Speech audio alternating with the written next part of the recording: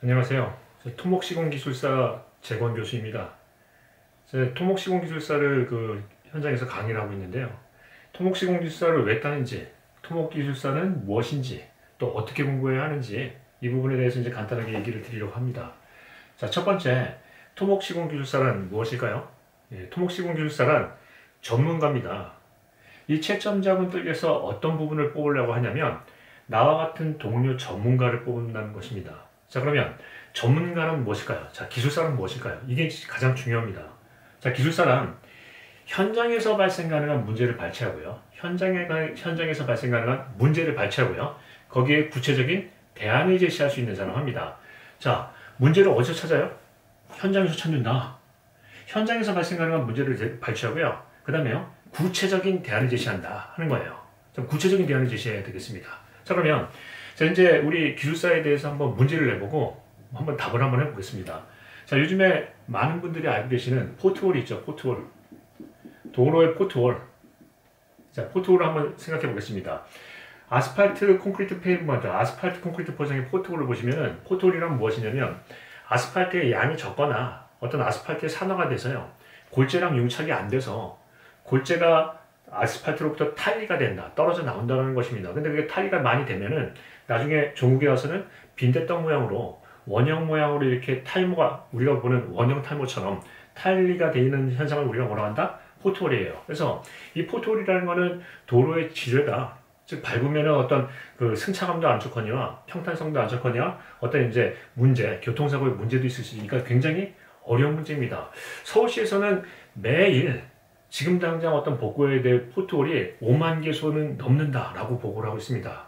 정말 도로의 지뢰네요. 자, 그러면 포트홀이라는 건 실은 막을 수가 없어요. 방지는 할 수 없다.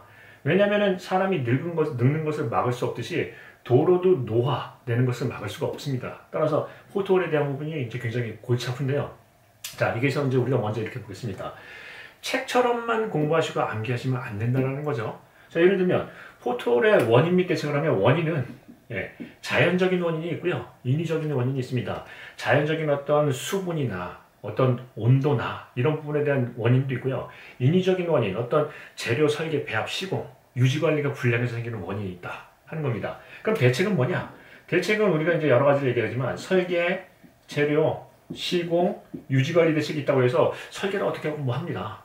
이렇게 하나요? 그러면은 시험에서 어떤 이런 문제를 물어봤을 때 원인은 뭐 자연적 인위적 원인이다. 대책은 설계, 재료, 시공, 유지관리다. 교면의 포장, 우리가 도로의 포장을 어느 정도로 한다. 아스팔트 함량을 어떤 시험을 통해서 최적 아스팔트 함량을 한다. 여름철 다질 때는 몇 도 이상을 다진다. 이런 거 배웠다 합니다. 그럼 그렇게 썼어요. 썼다. 이게 과연 전문가 맞나요? 과연 핵심은 뭔가요? 가장 큰 문제나 가장 확실한 대안은 뭔가요? 자, 이 부분 한번 생각해 보겠습니다. 어떤 전문가, 교수님한테 물어봤습니다. 포트홀의 가장 큰 문제는 뭐라고 보시나요? 그 문제는 여러 가지가 있고, 대안은 여러 가지가 있는데, 대안에 대해서 얘기를 하면은 책에 여러 가지 대안이 있죠. 근데 저는 이거라고 봅니다. 우리나라의 어떤 계절적인 변화요. 우리나라는 온대 지방입니다, 원래는. 그럼 온대에 대한 어떤 포장 기준이 있어요. 그런데 아열대로 바뀌었습니다. 아열대라는 거는 온대하고 열대 중간, 그 열대의 준한 온도, 즉 온대하고 열대 중간인 아열대 기후로 바뀌었기 때문에 아열대 기준의 포장의 설계, 즉 두께나 이런 것들의 설계 기준이 바뀌어야 된다. 그래서 그런 부분에서 어떤 대안을 얘기하는 분이 있어요. 또 다른 분은 이렇게 얘기합니다. 그게 아니다. 설계가 아니라 재료가 문제다. 왜냐하면 아스팔트라는 거는 AP, 우리가 얘기하는 아스팔트, 즉 석유화학 정제 과정에서 제일 끝에 공정에서 남는 타르 찌꺼기, 이걸 가지고 재활용해서 쓰는 게 아스팔트라는 겁니다. 그런데 이 아스팔트가 석유 정제 기술이 계속 발달을 하니까 이 타르, 제일 마지막에 나오는 이 부산물, 찌꺼기가 굉장히 품질이 안 좋다는 거죠. 그래서 이 아스팔트 타르에 대한 어떤 품질 기준을 상향 조정해야 된다. 이런 걸 얘기를 합니다. 이건 원래 쓰레기를 가지고 하지만, 자, 그러면은 그런 부분에 대해서 또 원인을 찾는 분이고요. 또 한 분은 어떤 얘기를 해요? 아니다. 포트홀을 한번 가만히 보면 어떤 특정 부위가 있다. 연약지반부나 교통량이 가장 많은 부분, 그 부분만 포장체를 콘크리트 포장, 즉 시멘트 콘크리트 포장이나 다른 포장으로, 계질 포장으로 하는 게 더 낫지 않느냐? 이런 대안을 제시하는 분이 있고요. 마지막으로 이런 대안을 제시하는 분이 있습니다. 아니다, 다 틀렸다. 사람이 하는 문제니까 이게 선진국에 대한 부분에서 우리 어떤 그런 그 하도급제나 이런 걸 바꿔야 된다. 우리나라는 이런 얘기를 하죠. 자, 아스팔트를 시공하는데 재료를 생산하는 업체가 따로 있고요. 시공하는 업체가 따로 있습니다. 그런데 시공업체가 장비도 하나도 없고 생산 능력도 없는데 면허 하나만 가지고 시공을 할 수가 있어요. 근데 해외는 어떠느냐? 면허를 가지고 장비도 있어야 되고요. 재료 생산 능력도 있어야 돼요. 이게 다 갖춰져야 시공을 할 수 있습니다. 그러면 장비도 없고 기술력에 대한 부분이 미진한 부분이 어떤 서류상의 그런 그 기준을 통과를 해서 그 업체에다가 면허를 부여하고 시공을 한다고 한다면 어떤 게 그게 문제가 발생하지 않을 수가 있을까요? 그래서 그런 부분에서 어떤 하도급 제도나 전문 건설업체의 구조적인 문제를 짚는 분들도 있어요. 즉 그분들이 어떤 기술력이 향상이 되어야 된다라는 얘기를 하고 있습니다. 자, 그러면 한번 보겠습니다. 정답은 뭔가요? 정답은 없습니다. 공학에서 정답이 어디 있을까요? 없습니다. 그런데 문제는 뭐냐? 토목시공기술사의 정의에서 나와 있습니다. 뭐예요? 현장에서 발생 가능한 문제를 발췌하고 대안을 제시한다. 어디서 문제를 발췌한다고 하나요? 어디서부터 대안을 제시한다고 하나요? 다 현장이에요. 책이란 얘기가 아니에요. 현장을 벗어나서 현장에 발을 디디고 현장에서 발생 가능한 문제를 해결할 수 있는 사람. 이 사람을 뭐라고 한다? 기술사, 전문가라고 합니다. 따라서 우리는 기본적으로 책에 있는 내용을 배우긴 배우지만 어디에서 발을 떼면 안 될까요? 현장입니다. 현장에 대한 부분이요. 그래서 기술사에 대한 부분은 현장에서 발생 가능한 문제를 발췌하고 대안을 제시한다. 그 부분에 대해 염두를 두시고요. 항상 어떤 대안을 제시해야 돼요? 현장에서의 대안을 제시해야 된다는 거예요. 그것도 어떤 대안이요? 구체적인 대안. 그게 없으면 안 돼요. 자, 두 번째, 전문가는 동료 전문가를 뽑는 거예요. 자, 한번 보겠습니다. 전문가가 어떤 문제에 대해서 대안을 제시하라고 하면은 두리뭉실하게 빙빙 돌려서 얘기하나요? 아니면 명쾌하게 확실하게 한 가지를 제시를 하나요? 자, 어떤 분은 이런 얘기를 합니다. 사면붕괴가 나가지고요. 거기에 대해서 대책이 뭐냐고 했더니 이런 얘기를 합니다. 예, 텔레비에서 실제로 나왔던 얘기예요. 전문가들이 많이 오셔가지고요. 면밀하게 조사를 한 다음에 구체적인 대안을 수립해야 된다. 이해되세요? 본인이 전문가잖아요. 그런데 전문가가 와서 조사를 한 다음에 대안을 제시해야 된다. 이게 무슨 세느강에서 전 부치는 소리예요? 자, 그러면 다시 한번 보겠습니다. 이 부분에 대해서 구체적인 얘기가 나와야 돼요. 어떤 근거를 가지고 이런 부분의 문제다. 아까 포트홀에 대한 대안을 보시니까 어떻습니까? 우리나라는 아열대 기후니까 아열대에 준하는 포장 기준을 해야 된다. 아스팔트가 점점 품질이 나빠지니까 아스팔트 품질을 상향 조정해야 된다. 뭐 이런 부분에 대해서 핵심을 하지 책에 있는 내용을 많이 열거하지는 않습니다. 따라서 책에 있는 내용을 공부하시되 거기서 전문가다운 명쾌한 해결책이 나와야 되겠습니다. 자, 그러면 이것을 왜 공부해야 되는지를 한번 생각해 보겠습니다. 왜 공부해야 하나요? 첫 번째는 우리가 이제 가장 기본적인 것은 금전적인 거나 이런 부분에 연결이 될 수 있겠습니다. 승진을 하거나 어떤 이직을 하거나 하는데 분명한 인센티브가 있고요. 금전적으로 따지면 이렇게 얘기할 수 있겠습니다. 현금 1억이 내 주머니에 들어오는 거랑 똑같다.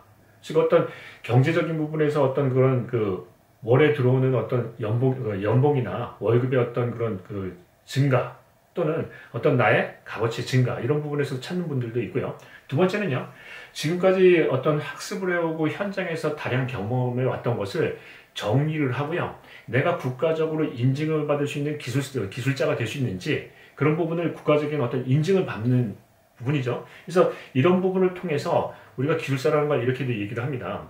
진정한 기술사가 되기 위한 어떤 과정이라고 얘기를 하죠. 그래서 그 과정이 있습니다. 따라서 지금까지의 어떤 공부를 정리를 하고요. 국가적으로 인증을 받고요. 금전적인 부분도 분명히 어떤 우리가 어디서 취득할 수 있는 부분이 있겠습니다. 자, 그러면 어떻게 공부해야 되는지 한번 보겠습니다. 자, 첫 번째 어떻게 공부할까요? 연락에 외울까요? 그거는 절대 안 됩니다. 어디서 나올지 알고요? 그리고 우리 뇌라는 거는 참 재밌는 게 있어서 망각이라는 게 있습니다. 요 밥그릇만한 뇌 넣으면은 넘치죠? 나옵니다. 여기 저장할 수 있는 용량이 한계가 있기 때문에 우리는 이런 부분으로 갑니다. 어떻게 공부하느냐? 원리 이해를 해야 됩니다. 왜 해야 되는지, 이게 어떤 데 쓰이는 건지 그것부터 이해를 하고 공부를 하셔야 되고요. 그 다음에요, 선택과 집중입니다. 자, 그래서 어떤 공부냐? 원리 이해를 하는 공부. 그래서 이 유튜브를 통해서 간단하게 중요한 문제들을 하나씩 시간이 되면은 원리에 대해서 얘기를 하고요. 알기 쉽게 아주 재밌게 한번 얘기를 한번 해보겠습니다. 두 번째는 어떻게 한다? 선택과 집중이에요. 나올 만한 문제를 예상을 하고요. 이거는 연습을 하면 누구나 할 수 있습니다. 즉 어떤 이슈가 되는 문제, 요즘에 중요한 문제, 그런 것들요. 그 다음에 집중을 합니다. 붙을 수 있게 써야죠. 이 문제가 나오는 걸 알면 뭐예요? 안 붙는데 붙을 수 있게 전문가다운 명쾌한 얘기를 꺼내주고요. 어떤 근거 제시를 하십니다. 그래서 그런 부분에 대해서 써야 되는 거니까 어떻게 한다? 원리를 먼저 이해해서 재밌다. 이래서 이걸 배우는구나 하는 것 하고요. 그 다음에요. 선택과 집중. 나올 만한 문제를 한다. 그러면 이 시험에 대해서는 별로 공부를 안 하고요. 아는 것을 약간 변형을 해서 충분히 합격할 수 있습니다. 더더욱이나 재밌는 게, 자, 이 시험은 100점 만점의 평균 점수 중에서, 환산 점수, 평균 점수 중에서 몇 점을 취득하면 합격이에요? 60점. 60점이라는 점수를 한번 생각해 볼까요? 자, 제 아들이 국어 시험을 60점을 받아왔습니다. 어떤 반응을 보이세요? 야, 네가 드디어 우리 가문을 빛내는구나. 오늘 소고기 먹자. 하실 건가요? 야, 너 지금 60점 받았어? 이걸 공부라고 이렇게 할까요? 두 번째죠. 60점이라는 점수는 어떻게 보면은 참으로 하찮은 점수일 수도 있겠습니다. 그런데 이 시험이 합격 점수가 몇 점이에요? 60점. 따라서 선택과 집중을 하면서요. 조금 덜 완벽하더라도요.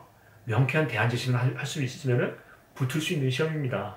그래서 그런 식으로 우리가 이제 공부를 하시면 되겠죠. 그래서 여기 이제 이 부분에 대해서 유튜브에서 간단하게 얘기하는 부분은 가장 쉬운 원리에 나올 만한 문제를 몇 개를 한 번씩 한번 짚어보고요. 그래서 원리 이해를 한번 해보고요. 거기에 대해서 우리가 어떻게 쓸 것인가를 한번 얘기를 해보겠습니다. 반응은 한번 보면서 차차 업데이트를 한번 해보겠습니다. 감사합니다.